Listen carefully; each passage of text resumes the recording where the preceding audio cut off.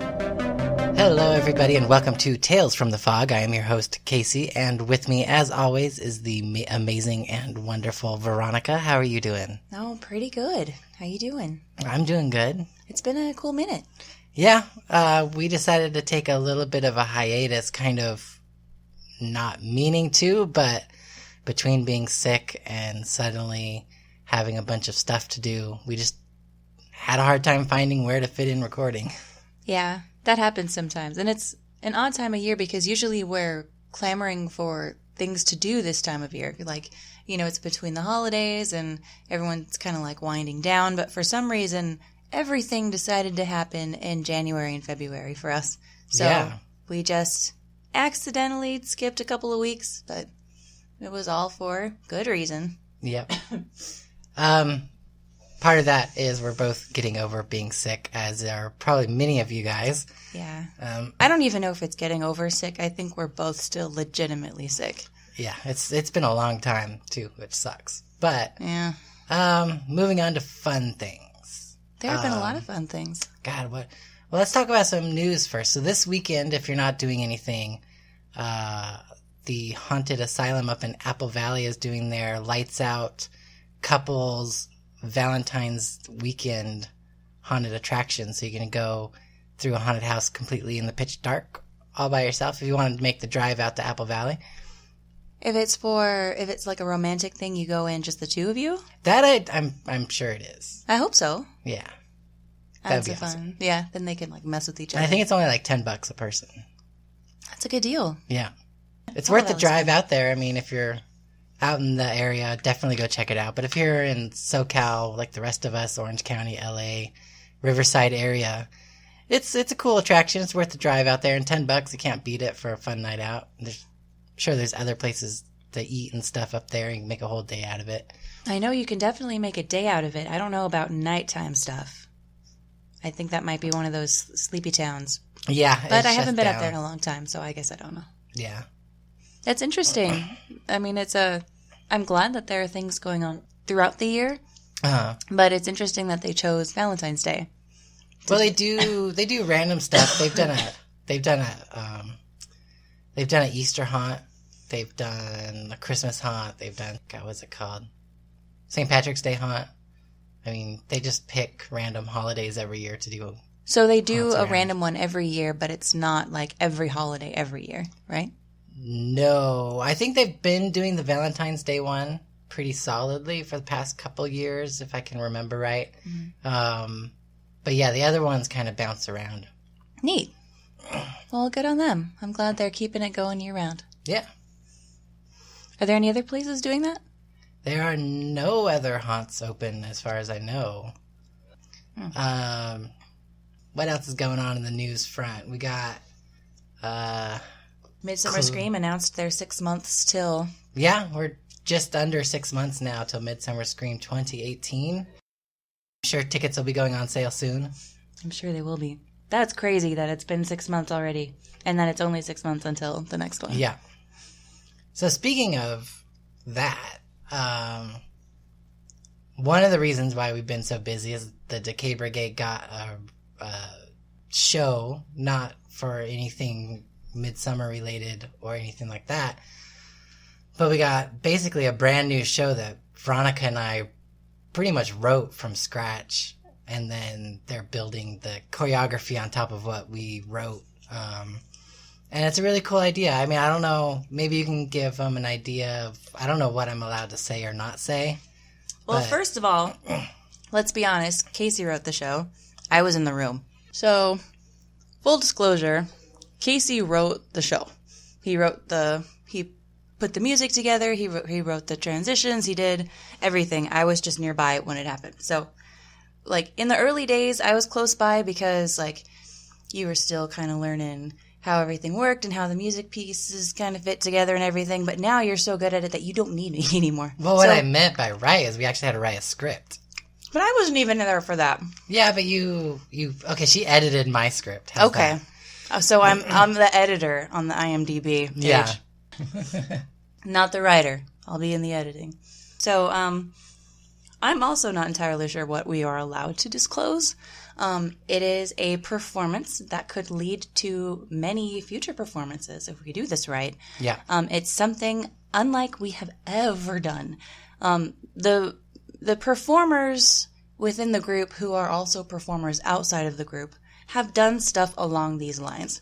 Not necessarily scary, not intense and that kind of thing, and more interactive, more like theater in the round type of stuff. So basically what this is, it's a Decayed Brigade show for a new audience. And it's going to be really weird for us. But I think it's... Would we say more cute than It's scary? adorable.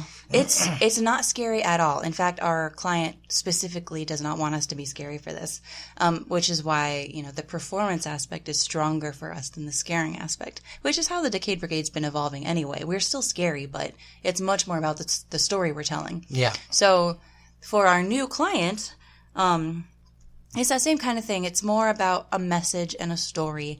And it's given us a really neat opportunity to flex muscles that I think some of our monsters may not have known that they had. And they're like I'm excited to see what they do. Yeah. And when the audience is finally present and everything's put together and we're on site and we get, we do this thing. Yeah. And, I think we can say we are going to have it professionally recorded. And so... Yeah, recorded and photographed. So we'll have, hopefully some neat behind the scenes stuff as well, but, we'll have a nice documentation of the project and then we'll release that and everyone can see what the crap we're talking about. But it's going to be really cool. And once you see what it is, you'll see what we mean by the potential. Because there are groups right now that do entertainment in the way that we're going to be doing and make a living out of it and do very, very well for themselves. And if the Decayed Brigade has the option, has the opportunity to do that, it would be a really big deal. Yeah. For some, there are members of the brigade who really want to do this for their job, which seems kind of outlandish when you think like, oh my God, you're going to do your sliding for your job, really? Like, are you 22 and working hot and that's your only job ever? Like, we've all evolved past that, I hope. But if you haven't, that's okay. You do you, boo. But, we're all older and we need some steady work. And when you are part of the gig economy, that steady stream of income is really important. And while Decayed Brigade is more of a hobby than it is a job, this may be a turning point. Yeah. Where it turns into something more, which would be super cool. So that's the top secret project. More when, let's see, it's in 3 weeks? Yeah, I think the show's in 3 weeks. So if we pop out another podcast before then, I'll see if I can get some more. I can see if we can divulge a little bit more. I don't even know if it would be interesting, but anyway, the Decayed Brigade's working and practicing and making something new and exciting.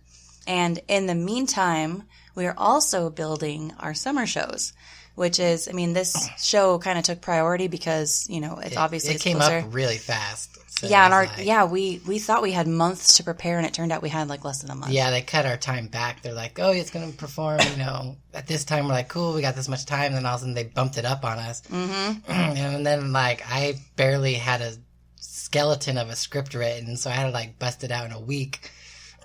But it sounds fun. But yeah, it came out really good. Yeah, when we Casey sent the music out to a couple of the managers in the brigade, and their response was like, "Oh my God, I'm welling up!" They got emotional listening to it. It's gonna be something special, maybe borderline cheesy, but awesome. I definitely think our audience that we're tailoring this show for will appreciate it. Yes. Still working on theming and storyline and everything for the summer shows, but honestly, since that's a kind of back burner, we haven't really been thinking about it too much. I think that's... And it's kind of hard, too, because we have to kind of get basically what Rick and them want out of the show. Usually we're they want it to be this long and, this many shows a day and this length. And they kind of have an idea of how it's going to flow. And especially this year with them changing how the Hall of Shadows is going to look and everything that's going on with that, there might be more constraints or more freedom. We don't know. We don't know. So, I mean, ideally, it'd be great if they can put us up against a wall and we can have a wall of bleachers on one side. I mean, that's expensive. Renting bleachers is very expensive. But, yeah. You know, something to consider. It depends on how much you want to highlight a performance. You know, like that might be something to consider. Also, if someone else wants to use that space to perform while we're not performing, you know, those bleachers could also come in handy. Yep. Something to think about. Always about the presentation, upping it from the year before and that kind of thing. For sure. What else is new? Well, you had an audition. I did. This was crazy. Yeah, tell us all about that. So, I think I told you guys last year when I auditioned for Action Horizons. They are the guys who do the special effects show. They're the guys in charge of the Raptors. Waterworld. Waterworld is a big one. They had their auditions for SES and some Harry Potter bits and the Raptors. That's right. They do the Harry Potter. Excuse me. Both the guys shows. and the gals. Yeah. Mm-hmm. The Durmstrom and whatever the girls' school is. Yeah. The Awesome Dancers. Yeah, they come through Action Horizons as well. They do. So last year, I think I had done one audition before that. I was super baby new. The only reason I attended was for the experience, and I did not do very well. I was not prepared emotionally, physically, but that's the idea. Is you go and you kind of figure out what they're looking for and what you can do to improve your own performance so that maybe next time you have a better shot. So I have not stopped training since last year. Yeah. Basically, like this last, our summer shows, the year before that, I have not stopped training since then. So I had like a couple of months of training last year. I've been training consistently, so now I've got an entire year for this year. Did not raise my expectations, however, because I know the kind of people who show up, and I did not think in a million years that I would ever have a shot. But I knew I wanted the experience, and I wanted to meet these people. So I went, kept trying to drag members of the Decayed Brigade, and I got one of them to come with me. Shout out, James. Good job. So we carpooled up there at the bullet crack of dawn, and we were one of the first people there, which got us into the first group when we finally got in, which was awesome. The physical requirements were the same as last year. We had to do, we started with some pull-ups, and if you couldn't do any more pull-ups, you just had to hang on for dear life. And then the little shuttle run where you run, I don't know, like 20 feet, 30 feet. You about face and you drop to the floor and do a quick little push-up, and then you stand up and then you run to the other side and do the same thing for a minute. And they don't want you to sprint. They just want you to kind of like keep pace, I guess. So you do that. And then you plank for a minute. And then you do like I call it the Stairmaster. It's like one of those plyo boxes. Yeah. But you have to stand up stand up and then get back down and like switch legs while you're going. All of this happens for a minute. Like each cycle is a minute. And then burpees for a minute. Fun thing about the burpees, we had been practicing with the Decayed Brigade already for this upcoming show. So we had actually been doing Slurpees, which is the sliding burpee. Use your imagination. It's probably that. So we were doing that. Sliding is like doing lunges. So doing the Stairmaster thing was something we had already been practicing. Casey and I do planks as part of our regular workout. Yeah. And, the shuttle run is also part of sliding. So basically the show kind of prepped me for this audition without me even realizing it. Along with all the, bodyweight training that I do in the bedroom. Giggity. Is that what you think? But, so, my performance from last year to this year was way better. Like, I would say I did twice as many reps and everything, and was way more confident, had way more fun, and was able to enjoy the process a lot more, having gone through it, and then just being physically more comfortable with my own abilities. Even though they're not the best that they can be, I knew that I had worked really hard to get where I was, and that felt good. That was a nice feeling. So we get pulled out of there, and then they kind of confer, and then they gather everybody who's in that group, and they're like, okay, the following numbers, please stay. We want to talk to you a little bit more. Everybody else, thanks for auditioning. We're glad that you came. So they go through the numbers. James and my numbers both don't get called. And we're like, you know what? That's okay. We came here for the experience. We got the experience. We had a great time. And so we left. So we're on the freeway coming back. And I get a phone call, and it's one of the ladies who works at Action Horizons. She's like, hey, I'm really sorry, but you slipped through the cracks. Can you come back for callbacks? And I was like, excuse me? Are you sure? She's like, yeah, we wanted to keep you, but for whatever reason, we didn't call your number. And I was like, yes, I will come back. So poor James had to stay with me because we carpooled. And so we went back. We were on the freeway for half hour. Drove the half hour back to the place. And then I went up to them just to make sure, because at this point I'm like, and so she looks through it, and sure enough, I see my headshot and resume in the stack of keeps for the next part of auditions. And I'm like, holy crap. There were like a gazillion people there at this one. And they didn't have enough time for everybody, so they wanted everyone to come back tomorrow, which was Wednesday. So I got there, and now I'm at a part of the auditions that I've never done before. I know that some tumbling was involved, and I knew some stage combat was involved, but I hadn't seen it yet. So suddenly my confidence from day one, which was through the roof, day two, it's barely floating above the water. I'm terrified. I'm by myself. I'm surrounded by elite athletes. Everyone there looks like they've been doing it their whole lives. Suddenly I've got imposter syndrome. I'm thinking that I shouldn't be here. I haven't worked for long enough. I don't know what I'm doing. And I had to kind of shake my brain and get it to relax and be like, stop it. You're here for experience. You worked really hard to get to where you are, and it showed, and you made it to the next round. There should not be any level of guilt associated with that, but it happens. And I'm pretty sure it happens to anybody who works really hard and then earns something from it. So I feel like, a noob among masters, which I am. I've only been doing this for a year and a half? Not that long. Yeah. Well, probably closer to 2, but hardcore training, a year and a half to 2 years. I mean, but this is a new world for me, and I'm old compared to a lot of these people. I'm 34? Am I 34? Sure. I don't know how old I am. I'm in my 30s somewhere. And these are kids, majority of them are in their 20s. Or they're in their 40s and 50s and have been doing it for decades. So I'm in between the two piles of people.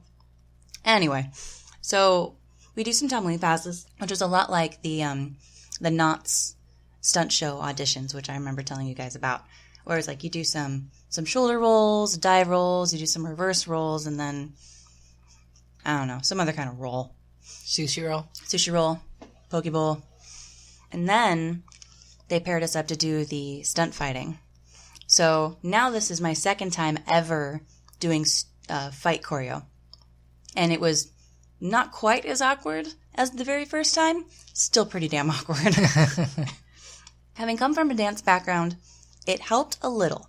Being able to know where my body was moving through space, being able to take direction, remember choreography. These are still completely foreign moves to me. And I didn't get to train in the way that I wanted to train, only having a month notice, but, I should have been practicing this whole time, but I wasn't. Serendipitously, I'm paired with the son of one of the founders of Action Horizons. I was like, all right, thank you, universe. So, kid was super sweet. Obviously knew what the hell he was doing. Obviously saw the amateur nature of my approach to this, and, did his best to kind of coach me through. He was really, really nice, but you can tell it kind of like the little kid helping the old lady cross the street. Yeah. I got a little bit of that vibe, but that's okay. It was super fun, and I feel like I kind of lucked out because this kid really knew what they were looking for and how they watched the auditions and how they watched the performers. And, that's more insight to me than, I could have been practicing this choreography for months, but I could have been practicing it wrong. Just spending 10 minutes with that guy, I learned, all those tiny little things that I would never have considered from the performance aspect. So that was super fun.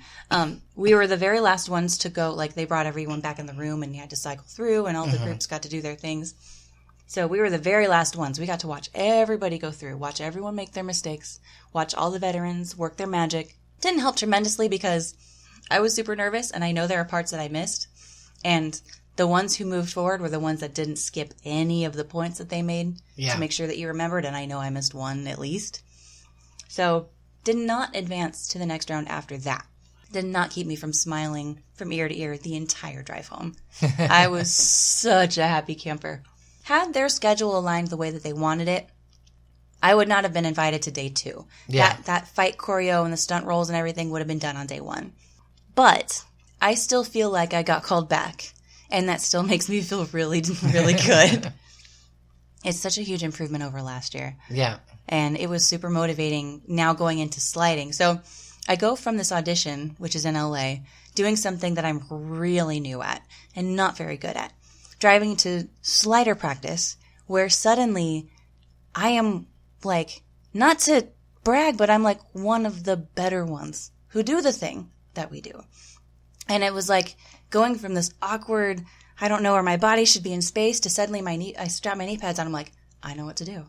It just felt really freaking good. Yeah. I was like, now I can relax. Now I know what the hell I'm doing. And with other people who spoke that same language. Yes. Where everyone who was there felt good doing what they were doing. There was none of this needing to impress anybody, needing to get called back for something. You're not working to get cast. You're just there to have fun. And like, that's what I really needed after 2 days of stress and balls about joining the stunt company, was to go and be with people who they just wanted to slide and have fun. And that's what we did. So question. The Decayed Brigade has never really done official auditions. We always kind of just acquire people that we kind of seek out, you know, we kind of watch and see who's who and who's doing what and what their attitude is and everything. Do you think it would benefit the brigade more to hold an audition like Action Horizons, where it's like physical and sliding ability and et cetera, because I mean, we have had people attempt to join the group that maybe didn't have the stamina to perform. That's a really good question, and I think it may have been one that's been discussed among the managers before. I think that the way that the group functions is more about the way the personalities interact more than it is about the raw talent of the performer. Yeah. Because talent can be curated. Like, you can kind of make that grow in somebody. Because, I mean, what talent is supposed to be like your natural gift, along with all of the hard work that you put into it to make yourself really good, is how talented you are, right? Yeah. So you can start with almost nothing. But if you put in all that hard work, then, then you're really good at what you do. So, but it's more about how are you going to make the other people in the group feel when you're part of that group? How are you going to lift everybody up? Yeah. And have them naturally want to lift you up as well. It's more than just like being really good or jumping really far or, doing 4 spins, in one go. Like, it's so much more than the technical crap, because anyone can learn how to do it. But if you're an asshole, no one wants to hang out with you. What benefit do you add to a group of people who are already kind of on the outside doing what they do and are constantly struggling to bring this event into the kind of like the public consciousness? I don't know if you can find all of that in a classic audition. Well, I think it'd be a mix of what we do. So start out with the audition, make sure they're physically capable, make sure that they are adequate sliders, then do what we normally do, which is start inviting them to practices and stuff and just see how they interact with people and how they get along with the group and all that kind of stuff before making a final judgment. There's definitely there's room for improvement in that process. Yeah. That's true. And as we get bigger, I think that is something that we do need to clean up. But because it isn't 100% fair right now. I mean, let's be honest. But, it's at the same time, it's kind of worked. Like, the people that we have on the team really contribute and make it what it is. And, they lift everybody up. Yeah. And, I don't know. It's a really interesting topic. It's not easy to pinpoint. But yeah, I mean, it's something that could use some thought in the future. Mm-hmm. But I know this year they don't want to add anybody. But if you're out there in the world and you want to someday be a Decayed Brigade slider, think about this. It's not just about being a badass slider. It's about who you are and how you treat other people. And are you grateful for what you have and what you've earned? And are you grateful for the people around you who help you earn those things? Just general douchebaggery doesn't vibe well with the group. Yeah. So, something to consider. That's all I'll say. Netflix. No, not Netflix. Amazon. There's so many streaming services.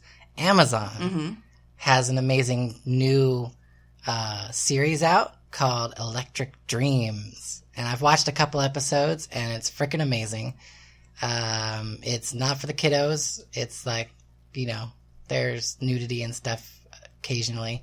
But it's basically like if Black Mirror is this generation's Twilight Zone, Electric Dreams is this generation's Outer Limits. Oh. It's not as hardcore as Black Mirror. Like, you don't feel like you got punched in the gut. Yeah. But it's just more like, here's a really weird story. Enjoy it. And, I've only seen, I watched 2 or 3 episodes, and all of them were amazing. Are they standalone episodes, or do they all kind of link together?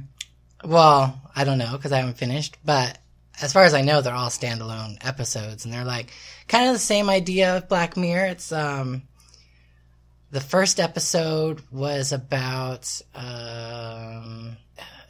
this cop in the future, and it's played by Anna Paquin. I mean, the cast of characters, like Steve Buscemi is in one of them. I haven't watched that one, but he's in one of these episodes. Oh, cool. Because I flipped forward to see who was in the episodes. Mm-hmm. So they got an amazing cast for every single episode. So in this one, it was Anna Paquin, and I can't remember who the guy was. But the idea was it was this cop in the future, and she's trying to hunt down these guys who, like, murdered, like, 15 cops or something. It was, like, this big massacre. Wow. And she's, like, all stressed out about it. So she has this girlfriend who convinces her to go into, like, a virtual reality realm kind of a thing to, like, relax because she's all stressed out. So she goes into this virtual reality realm. And the idea is like, it provides you with whatever your brain comes up with. So, like, the nose just, like, attached to your head. And your brain, it's almost like you're dreaming, right? When you're dreaming, your brain comes up with these amazing worlds. Mm-hmm. So basically your brain comes up with the world that you go into. So you don't know who you're going to be, what you're going to do, or anything. You just put this thing on and you're in another world. Whoa. And so she goes into this other world, and she's this guy, and he is the founder of this tech company, and it's in the past. So it's like the 2000s, like almost present day. Mm-hmm. And he has his own virtual reality thing. And when he puts his on, he becomes Anna Paquin's character. What? And so it's like they're crisscrossing, and the whole time you're just like, what the fuck is going on? Like which one are you looking at? Which one, like, are both these realities real? And they just happen to be crossing? Or is one fake and one real? Like, what's going on? And so it's a trip. Like, all of them are really fun. That's awesome. Are they, like, scary in any way, or are they just kind of, like, bizarre? Of the ones I've seen, none of them are really scary. They're just bizarre, weird episodes. It's definitely sci-fi, so if you like weird-ass sci-fi, it's pretty cool. It's a good show. All right. Yeah. That sounds fun. Other news front, this time it is Netflix. They dropped Cloverfield. I guess during the Super Bowl, there was just a commercial saying, hey, Cloverfield on Netflix. And then, like, afterwards, the trailer came out and it said available now. So as of the end of the Super Bowl, you could jump into Netflix and watch the brand new Cloverfield movie. What an interesting choice of marketing. The day the trailer came out is the day that they released it on Netflix. Like no crazy. hype, no nothing. I guess they figure why. Like, you have to hype people to leave the house to go to the movies, but you don't have to hype anyone up to turn on Netflix. Yeah, it's and like start we're home. watching a movie. Let's just watch it. From all brilliant. reports that I've seen, I haven't watched it yet. I was going to, but being sick, I just didn't want to stay up late. But from the people that have seen it, everybody seems to really like it. They said it's different, which between Cloverfield and Cloverfield Lane, they were both very different movies. So I expect whatever it is. I think it's called, oh shit, I can't remember what it's called. It's Cloverfield something. It's almost like Paradox. There you go. Oh my god, I don't know. My brain is fried. Oh, I know. Cauldron? Yeah, the Cauldron opened. All right. We haven't been to it yet. We're going on Friday. We have a date planned. Yeah, we do. So, we're going to talk about it later, but I'm taking Casey on a date to downtown Disney, and before we go to the date at downtown Disney, we're going to visit the Cauldron. So we'll let you know how that goes when that happens. But we hear it's gorgeous. I've seen pictures. It's adorable in there. It looks super awesome. Yeah. And it looks like something that would be in, like, downtown LA or Hollywood somewhere. But the fact that it's accessible and super close is kind of awesome. I'm interested to see how it does. Like, the location is interesting. I can see it maybe doing well because a lot of people that love Scary Farm are also Knott's APs, so they might just go there and hang out and then go to the park. But as far as like location, I think like something like downtown Fullerton would be a little more up that kind of alley. I don't know. It's Maybe, but then downtown Fullerton, it's fighting with the big fish yeah on that street or in that area. This is kind of it's an interesting choice. Yeah, to it be is. so close to Knott's. Like that's, I mean, I see the opportunity and I'm sure that they are going to do very well in October. But then what about all the other, like, what about the entire rest of the year? Like, do they have a plan? Like, are they going to, I don't know, have events or something? Like, I see the tie to Scary Farm, but I don't know. I mean, I'm not worried for them. I've never seen their business plan. I don't know what they've got going on. But it's a really cool idea, and it looks gorgeous, and I hope that that's enough to keep people coming in, consistently throughout the year. Yeah. And our friends at Sinister Point helped design it, which is awesome. Partly why it looks so awesome in there. Yeah. They're really good at that. And then after the Cauldron, we're going to go learn the secrets of the Empire. Dun, dun, dun, dun, dun, dun, dun, dun. It's going to be fun. Test out the new Void VR attraction at Downtown Disney finally. We tried to get tickets and for weeks, and every time that we could go and it said that it was available, they'd be like, oh, there's only one ticket available. It's like, really? One ticket, guys? So then finally we're like, let's just go a couple weeks out and just make sure that we can get in together. And finally it's coming up. So we're hoping that whatever plague we're both carrying is gone by the time we go on our date night, which is now just a couple of days away. Yeah. At the we're rate we're cutting it going. close here.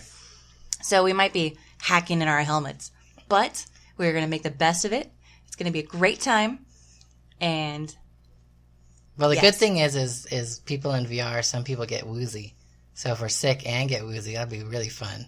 I was going to say I don't get motion sickness, but I take that back because I get car sick. But did you get sick? You didn't get dizzy at all when we did the one at Knott's, right? No, not at all. So you should be okay. Hope so. We'll find out. Yeah. You can start taking bets on which one of us throw up now. I would actually say it would be you. Probably because I was a little dizzy after the one at Knott's. Mm-hmm.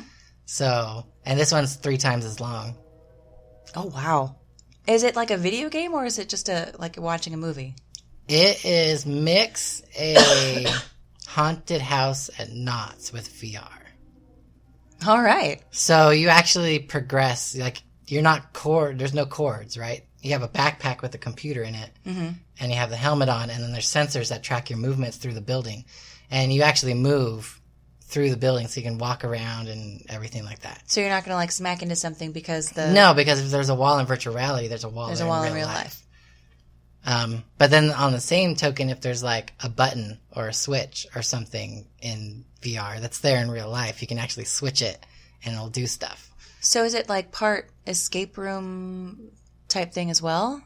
Where you I have to think kinda- there's like you go in with a mission and you have to complete the mission. So whatever that entails, you have to. I know you're going undercover as a stormtrooper. Ah, so you're not actually a stormtrooper. No, you're going undercover. You're part of the rebellion. You're going undercover as a stormtrooper Oh to my steal God. the secrets of the Empire. How cool! Oh my gosh, this is gonna be so fun. Oh yeah, so you got to be in the Star War. We're in the Star War. At least one of them. At least one of them. One of the Star Wars. Yeah. Star Battle. Galactic Warfare. Oh All my right. God, we're dying. We're dying. We should probably just call it. Ugh, I think can't breathe I anymore. think we had a good run at it on this one. We'll be back next time with more content, less hacking. How's that? Oh God, I hope so. It's challenging. There's probably all sorts of horrible clicks from my stupid cough drop. That's all right.